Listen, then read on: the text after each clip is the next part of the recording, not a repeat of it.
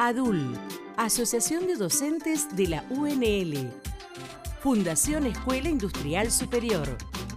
Universidad Nacional del Litoral. Centro de Estudiantes de la Escuela Industrial Superior. Laboratorios Crisol.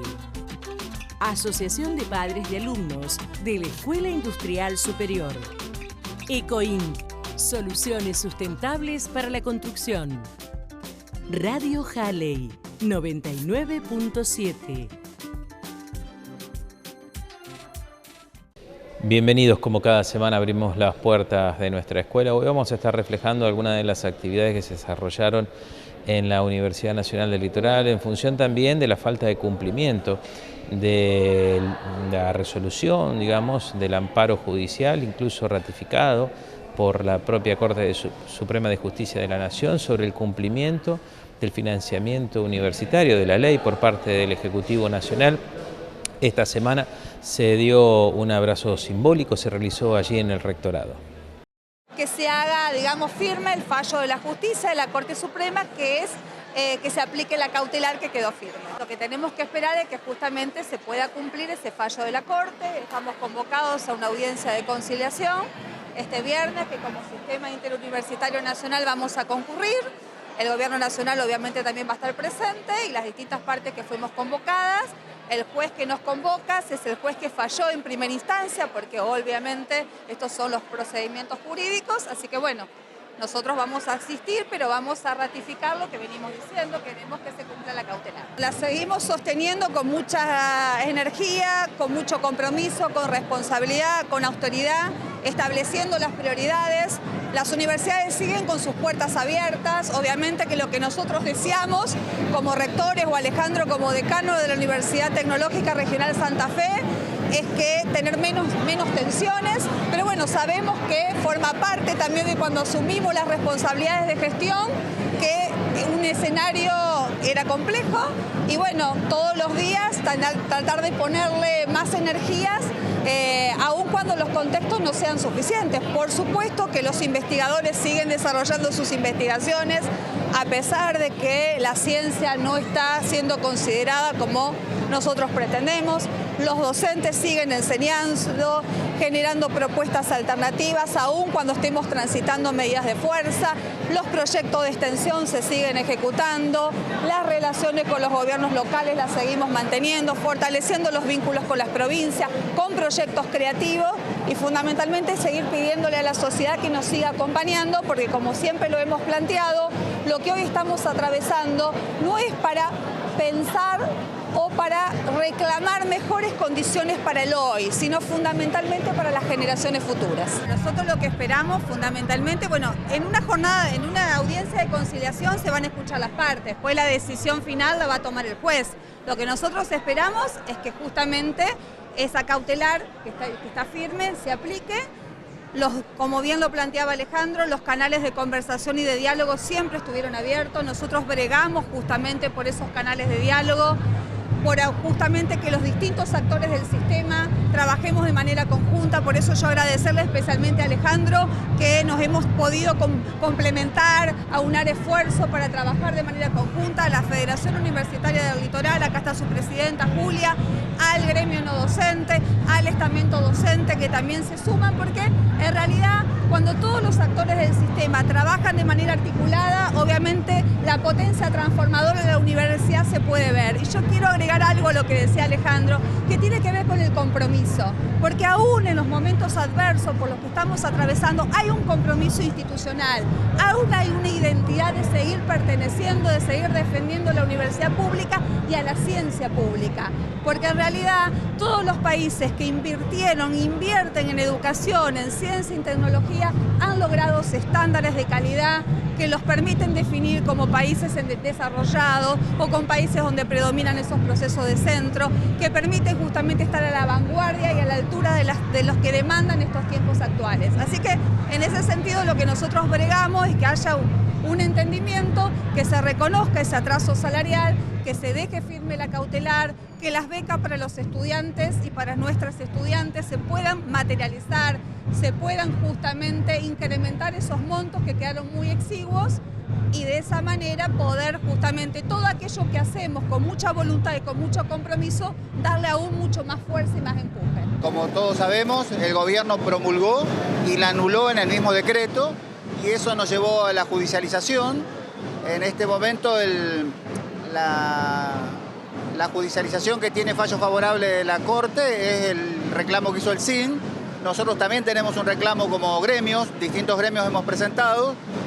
Eso nos da la posibilidad de hacer distintas tramas judiciales también para defendernos. Ahora el gobierno tiene que cumplir la cautelar, pero esperamos que la ley completa se cumpla. ¿Por qué? Porque la cautelar solamente contempla salarios y actualización de becas, pero tenemos también el financiamiento de todas las actividades universitarias, que es lo que contempla la ley. Eso es lo que nosotros queremos. Pensá que nosotros nos tendrían que haber pagado en julio un 28,5% del retraso. No es que nos van a dar un aumento del 28,5%, es lo que hemos perdido en este tiempo. Inflación, salario, no es que estamos reclamando aumentos, sino equiparación salarial. Estamos analizando desde la Federación los pasos a seguir, a que se cumpla obviamente esta ley, ya llevamos 300 días y sobre todo en nuestro estamento no docente que sostenemos, somos una parte importante también dentro de la comunidad universitaria y la verdad que los sueldos son cada vez más depreciados, no llegamos a fin de mes y asimismo el compromiso de mis compañeros y compañeros no docentes de estar todos los días en el trabajo no caudica, pero necesitamos que el cumplimiento de la ley de financiamiento universitario sea lo antes posible porque es insostenible. El gobierno nacional rechaza el aumento inflacionario. La verdad que todos los días te está subiendo el colectivo, el supermercado, ya no se puede sostener esto y en base a esta lucha los no docentes y junto a toda la comunidad universitaria estamos dando lucha en esta plena cumplimiento de la ley de financiamiento. El Industrial, la educación técnica como herramienta para el desarrollo. Halley 997. Innovación, ciencia, tecnología, cultura, territorio, comunidad, educación pública de calidad, siempre. Universidad Nacional del Litoral. El Industrial, la educación técnica como herramienta para el desarrollo. La Escuela Granja, conocida así popularmente, está en la ciudad de Esperanza, es una de las escuelas preuniversitarias de la UNL. Sus docentes, directivos estuvieron presentes en el rectorado aquí en Santa Fe, presentando algunos de los productos que los alumnos producen allí entonces en la propia escuela. La idea nuestra era el objetivo mostrar lo que hacemos en la escuela, nuestra escuela Granja de Esperanza, que estamos cerca pero estamos lejos, es la frase que siempre decimos. O sea, si bien las cercanías con rectorado y con todas las oficinas, la escuela institucionalmente las tiene, y con sus dos facultades que dependemos, no deja de haber 40 kilómetros de distancia y muchas veces, muchos nos pedían, Rodri, ¿cuándo vas a traer algún producto de la escuela? ¿Cómo hacemos con los productos de la escuela? Bueno, la gran pregunta, ¿no? Y que, bueno, tenían que llegar a Esperanza. Esta vez decidimos y lo charlamos con las áreas de aquí de rectorado, de que, bueno, de venir con los productos, traer nosotros la proveeduría de la escuela a rectorado para que se hagan de los productos de la escuela, pero además que conozcan qué hacen nuestros chicos, ¿no? ¿Qué produce la escuela? ¿Qué hacemos durante toda la semana, de lunes a viernes? Que el trabajo es puro y exclusivo de los chicos y sus docentes, lo cual habla de un montón de valores que generados a través de la escuela y además en la parte emotiva son 60 años de trayectoria académica, en formación no solo académica, sino también práctica, técnica práctica. En la escuela tenemos como dos grandes áreas. El tambo, que produce leche y vende la leche como cualquier tambo comercial. La parte ganadera, que vendemos nuestros bovinos a la feria, a un remate feria. Y después tenemos lo que sí o sí tenemos que producir y comercializar, que tienen que ver con los huevos, con los productos hortícolas, con los elaborados, mermeladas, conservas, que son productos que los chicos además lo tienen como parte de sus talleres productivos. Entonces, toda esa parte es la que se comercializa también en la institución, que es mucho más cercana. con los padres, con la familia, con los docentes y con alguien y las personas que se acercan a la escuela, ¿no? Con las visitas de las escuelas que van a recorrer la propia escuela. Así que bueno, a partir de ahí, ese es un canal de comercialización más que tiene la escuela en las unidades de producción más chiquitas. Estos recursos nos permiten a nosotros poder mostrar el proceso académico o productivo académico completo, porque si no nos quedaríamos con toda la producción. Los chicos, nosotros tenemos una huerta de casi 5 hectáreas, huerta y monte frutal. Las unidades académicas de aves son espacios que tenemos 600, 700 gallinas en producción, porque el chico tiene que ver un espacio productivo como tal, porque lo estamos formando y después, bueno, no podríamos guardarnos a esa producción. Bueno, ese producto es el que vendemos y comercializamos después y nos sirve a nosotros en un contexto muy complicado, porque creo que ya lo hemos hablado durante todo el año, la situación económica de la universidad, afrontar los gastos de las unidades productivas. Alimentos balanceados, que es muy caro, los costos de mantenimiento y bueno, y de esa manera salir adelante. Todo gracias al esfuerzo, lo voy a recordar siempre, de los profes, porque el técnico de campo además es el que se ocupa de cortar el pasto, de arreglar un alambrado, y junto con los chicos, ¿no? Así que esa es la parte más linda que tiene nuestra escuela. El Industrial, la educación técnica como herramienta para el desarrollo. Halley 997. Innovación, ciencia, tecnología, cultura, territorio, comunidad, educación pública de calidad siempre. Universidad Nacional del Litoral. El Industrial, la educación técnica como herramienta para el desarrollo. El profesor Horacio Dotti de la Facultad de Humanidades y Ciencias de la UNL se egresó en realidad aquí de nuestra escuela en 1981. Una vida muy interesante, tuvo una carrera como militar, como aviador militar, pero sin embargo, más allá de los distintos caminos que recorrió, a lo largo de su vida tiene un particular amor por nuestra escuela. Con él charlamos, esta es la primera parte de la charla que manteníamos con él porque siempre nos gusta hablar con los egresados de nuestra industrial.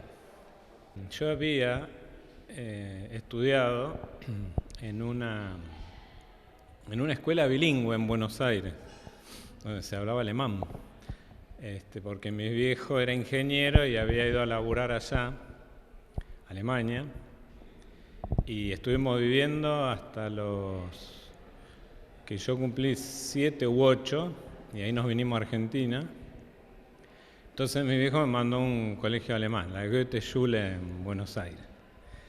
Y bueno, nada, me gustaba, qué sé yo, el idioma, una de mis aficiones, el idioma. Y en un momento se me dio por empezar a desarmar radio en casa y hacer cosas con la Lupin, con la revista, y bueno, mi viejo me planteó el tema de ir a una escuela técnica. Y así fue. Averigüé en realidad mi vieja fue a averiguar allá en Buenos Aires a la ENET número 1, República Francesa, una escuela electrónica era, especial de electrónica. Y bueno, rendí el examen de ingreso. Me acuerdo que yo estaba tirado en la catrera y cae mi vieja cerca del mediodía, que había ido a ver las calificaciones, y dice, yo empecé de abajo para arriba, porque obviamente vos no iba a entrar. Y dice que pasó la raya roja y seguía subiendo en la columna de nombre y qué sé yo, y ahí andaba yo. Y entré a la escuela de electrónica. Y bueno, llegar a la ENET, era una escuela pública, teníamos compañeros muy humildes, compañeros que sí. Incluso había uno que después lo volví a encontrar, al hermano, que el padre había diseñado uno de los aviones de la Fuerza Aérea, el Pucará, el ingeniero Ruiz, me acuerdo. El hijo estaba ahí en ese curso, nos llevábamos de 10. Así empezó la actividad hasta que a mi viejo lo trasladan acá, a Santa Fe. Eso fue en Buenos Aires, y lo trasladan acá. Y ahí llego a esta bendita institución. Yo entré en segundo. Tuve que rendir dibujo artístico y música, que allá no dábamos. Así que bueno, me preparé, me acuerdo que en dibujo hice algo horrible, yo nunca supe dibujar. La manzana, la botella, qué sé yo, me aprobaron con un 7 y cuando tuve que rendir música me tocó el himno. No sé qué barbaridad habré dicho, pero me aprobaron también. Sí. Entré, y ahí entré con Eduardo Castillo, Rubén Caruy. Esas dos cosas fueron la que había experimentado ahí en Buenos Aires, pasó también acá, de pasar de tener todos esos chicos, eran chicos, no tenían la culpa de ser hijos de empresarios y de no vivir del modo en que se vivía acá. Para mí fue un choque gradual, bajar desde esas esferas, digamos, donde nada es problemático, donde estaba la vida resuelta, a estar en estas aulas, donde estábamos codo con codo, igual que ahí en Buenos Aires, con muchachos que vivíamos el día a día, todos los problemas se hablaban. Me acuerdo que un contraste grande era que en la escuela en Buenos Aires no se hablaban problemas, en cambio acá se debatía, por ahí nos tirábamos alguna piña, era áspera la cosa, no de llevarnos mal, pero sí se hablaba, nos mirábamos cara a cara y se decían las cosas. Yo al principio estaba medio apichonado, pero después dije, bueno, o me pongo la camiseta, y bueno, así me fui haciendo. Ese fue uno de los grandes efectos que tuvo en mí esta querida escuela. Y el otro, lo que yo a veces llamo el choque con la materialidad, que yo medio lo experimentaba, pero en casa desarmando la radio, desarmando un motorcito, qué sé yo, pero la cuestión de conocer cómo son las cosas, de las cuestiones materiales, físico, químico, eso me encantaba, me gustaba muchísimo. De esa configuración, ¿no? Yo venía pensando a medida que me iba acercando y recorría el mismo camino que hacíamos con un compañero, Julio Maximino, hacíamos el mismo camino y yo lo hice un tramo. Vivo acá en Santa Fe ahora, viví en otros lugares, pero ahora vivo acá, pero no volví a hacer ese trayecto, no sé por qué. Y pensaba cómo uno va armando la propia narrativa, ¿no es cierto?, de lo que uno fue haciendo a esta edad. A los 50, 60, a los 20, mirá para adelante nomás, te llevó al mundo opuesto. Pero ahora, bueno, uno va... y yo pensaba esta cuestión, ¿no es cierto?, de la materialidad. Mi viejo era ingeniero, mi abuelo diseñaba máquinas para el agro. Y eso fue parte de por qué mi viejo también se fue a Europa, básicamente a Alemania. En un momento tenía una idea, un proyecto, y se contacta con el gobierno de ese momento y lo recibe el general Perón. Y después de haber pasado unas evaluaciones, y de estar con un grupo en un hall, qué sé yo, lo llaman, entra, habla con Perón y le dan el dinero para el proyecto, porque había sido aprobado. Entonces, después no se lo dieron al dinero porque fue la revolución. El golpe. El golpe, sí. Pero bueno, consiguió el dinero y se fue a Europa, y mi viejo se recibió en ese momento de ingeniero y se fue para allá. Yo tenía meses. Así que el tema del lenguaje lo experimenté desde muy chico. Entonces tenía la cuestión de las máquinas, la cuestión de el lenguaje. ya desde ese momento. En el tránsito por las escuelas industriales, digamos, la de Buenos Aires y la de acá, eso quedó un poco apartado, pero siempre seguí vinculado con el Instituto Goethe que está acá y seguía practicando el alemán, y acá dábamos algo de inglés, pero bueno, el inglés que dábamos era para zafar, digamos. Pero a mí no me costaba, porque tenía de fondo la estructura gramatical ya del alemán, que es muy parecido al inglés. Pero yo ni me daba cuenta, como dije, a los 20 uno, por lo menos en mi caso, tenía 2 ideas y ya suficiente. No sé, de profesores puntualmente no, yo me acuerdo que me gustaban los temas. Me acuerdo que me gustaba termodinámica, por ejemplo. No sé, me parecía apasionante la termodinámica. Y análisis, geometría, ¿cómo era? Análisis matemático. Análisis matemático también me parecía muy interesante. No quiere decir que yo era bueno, que entendía todo, solo era que me gustaban, como te decía, el ingreso inicialmente me costó. Pero por una cuestión mía, no por los compañeros. Pero bueno, en el momento que hice el clic y dije, bueno, acá tengo que sobrevivir, porque en primer año no es lo mismo que en segundo no es lo mismo que tercero, es largo, ¿no? El trayecto. Ya después en tercero y cuarto ya estábamos todos más afianzados. Algunos los conocía de antes, pero no tuve problemas así puntualmente con algo. Primero, en la parte formal, nos hacían cortar el pelo de un modo, era medio americano, yo ni sabía lo que era el corte, y bueno, cuando fui al peluquero le dije, me rapó tipo colimba. Por lo menos eso fue en el segundo año, segundo y tercero, después fue aflojando a medida que pasó el tiempo. 77, sí.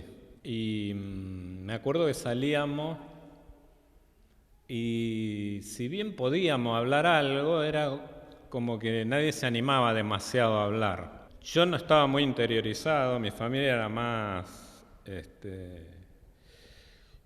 podemos decir, gorila. De hecho, yo tengo mucha influencia en eso, por eso en un momento anterior dije cómo uno va configurando la narrativa personal. Familia semigorila, máquina y lenguaje, y ahí se va armando las patas, ¿no es cierto? Bueno, eso, más lo que yo escuchaba en casa, bueno, cuando llegué acá, media americana, que yo no sabía lo que era, pero me sentía más cómodo en ese ambiente porque se había ordenado todo, pero no tenía la menor idea de qué querían los otros, yo tenía el discurso familiar. La construcción de la identidad industrial se ancla mucho en esa cuestión de la narrativa propia, de ciertos símbolos, pero símbolos atados también al propio lenguaje. De hecho, la canción, ¿cómo lo analizás vos desde ahora, desde tu perspectiva, de la mirada que tenés ahora profesional? Sí, la primera palabra que me sale es muy lindo, porque tenemos una tradición que se ancla en cuestiones que van más allá de lo político, en mi opinión. Me expresé mal, más allá de lo partidario, porque político es todo. Y eso, bueno, lo llevamos todos, no solo con el tema de la canción, porque son los símbolos, ¿no? Hay otras expresiones que pasábamos en ese momento, que experimentábamos, o por lo menos yo lo experimentaba, que era esa sana competencia que había en el aula, por ejemplo. Si alguien levantaba la mano y hacía una huevada, había un chiflido generalizado, que funcionaban como vasos capilares que hacían que uno no dijera la huevada, pero que estudiara, si bien éramos todos bastante vagos, pero eso es propio de la escuela. Otros verán otras cosas, yo veía eso, pero sí era un autocontrol que dinamizaba mucho el aprendizaje. No te tenías que adelantar mucho porque era el botonazo, pero tampoco te podías quedar, entonces íbamos todos muy parejos y eso generaba camaradería. Siempre había alguien que te explicaba, bueno, che, explícame esto, no entiendo nada, te explicaban o vos le explicabas a otro, bueno, eso no lo viví. Por ejemplo, en mi otra experiencia, que era la escuela esta en el colegio alemán, no había nada de eso. Había otras cosas lindas, y qué sé yo, pero bueno, acá eso generaba algo muy, muy fuerte. Así llegamos al final de nuestro programa de hoy, lo hacemos con el compromiso renovado, como cada semana, de volver a abrir las puertas de nuestra escuela.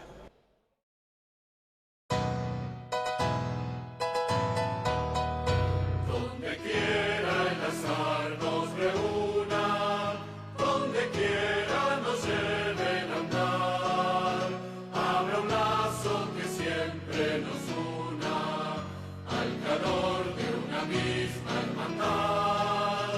Corazón y amistad es el lema que nos ata en afecto cordial, y es alegre el pregón de ese emblema, la canción de la escuela industrial.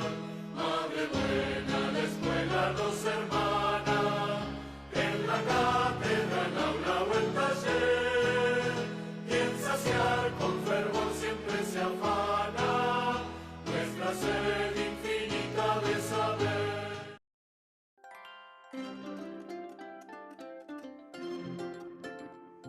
ADUL, Asociación de Docentes de la UNL.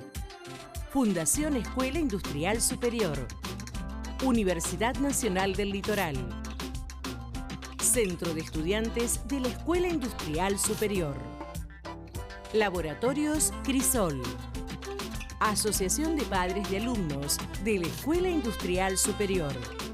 Ecoinc, soluciones sustentables para la construcción.